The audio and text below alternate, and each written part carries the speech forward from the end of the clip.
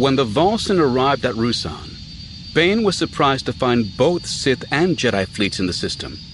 The Sith had formed a blockade around the planet, obviously trying to prevent the Jedi from bringing reinforcements to their fellows on the surface. Yet to Bane's eye, it appeared that the Jedi were making no effort to run the blockade. Their ships seemed content to wait, lurking just beyond the range of enemy fire. And the Sith couldn't attack without breaking formation and exposing their lines.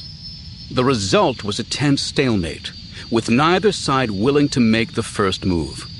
Despite the blockade, Bane was able to land his ship on Ruusan without drawing the attention of either fleet. The Jedi weren't concerned with ships going to the planet, and the Sith were patrolling in patterns designed to guard against large-scale incursions. The blockade was meant to stop troop transports, supply ships, and their escorts. It was all but useless against a single scout vessel or fighter. His sensors picked up the Sith encampment soon after he breached the atmosphere, and he brought the Ruusan in on the far side of the world. The blockade patrols hadn't spotted him, and he'd disabled the ship's beacon before leaving Lehon. Nobody knew he was here. He planned to keep it that way for a while longer. He set the ship down in the cover of a small range of foothills several kilometers from the encampment. He would draw less attention approaching on foot, and he wanted to keep the Ruusan's location secret in case he needed it to make a quick escape. He disembarked and began the long hike to meet up with Khan and his fellow Sith. The feel of this planet was far different from any of the others he'd been on. This was a tired world, weary and spent with the endless wars being waged across its surface. There was a malaise in the air, like some infectious disease of mind and spirit. The Force was strong on Ruusan, inevitable given the vast numbers of Sith and Jedi there, yet he sensed it was in turmoil, a maelstrom of confusion and conflict. Neither the dark nor light held sway. Instead, they collided and fused, becoming an obscene, indecisive gray. Far to the east, he could see the edges of Ruusan's great forests. He could sense the Jedi hiding deep within them, though they used the light side to mask their exact location. The Sith encampment was to the west, several kilometers away from the forest's borders.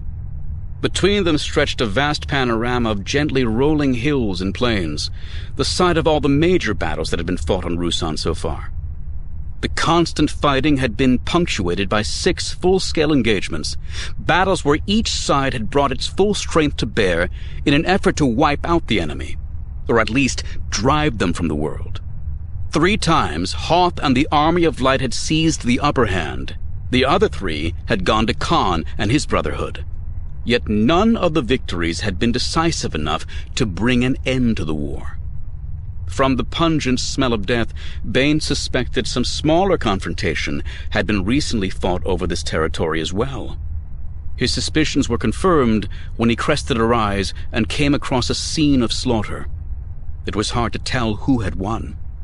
Bodies clad in the garb of each side were everywhere, intermingled, as if the combatants had remained locked together in hatred long after they'd all been slain. Most of the dead were likely to be followers of the Jedi or minions of the Sith, rather than actual Jedi Knights or members of the Brotherhood, though he noticed dark Sith robes on a handful of the bodies. Hovering above the killing field were the Bouncers, a unique species native to Ruusan. There were at least half a dozen, spherical in shape and of various sizes, with most being between 1 and 2 meters across.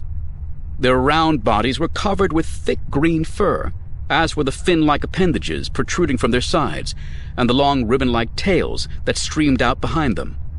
They had no visible facial features other than dark, lidless eyes. Reports indicated they were sentient, yet to Bane they looked like animals, scavenging the remains of the battle.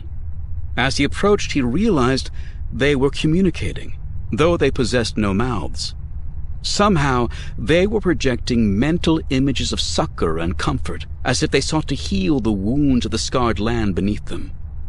They scattered at Bane's approach, whisking themselves away like a bizarre school of fish, capable of swimming through the skies. As he drew nearer, he realized they'd been congregating over one of the fallen. The human man was not quite dead, though the gaping wound in his gut gave stark evidence that he wouldn't live to see the night.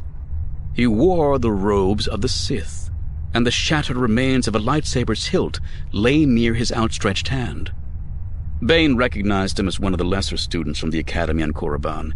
So weak in the dark side, it wasn't even worth the bother of learning his name. Yet he knew Bane.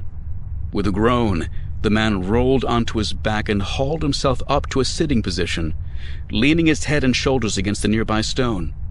His eyes, glazed and dilated, cleared momentarily and came into focus.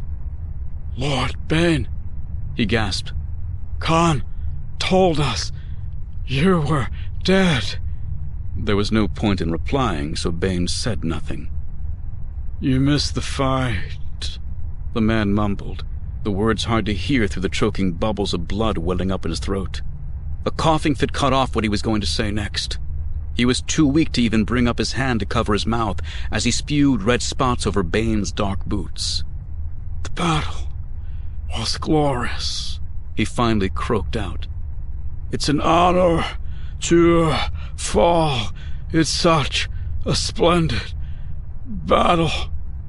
Bane laughed loudly, the only appropriate response to such ridiculous stupidity. "Glory means nothing for the dead," he said, though it wasn't clear if the man could even hear him in his fevered state.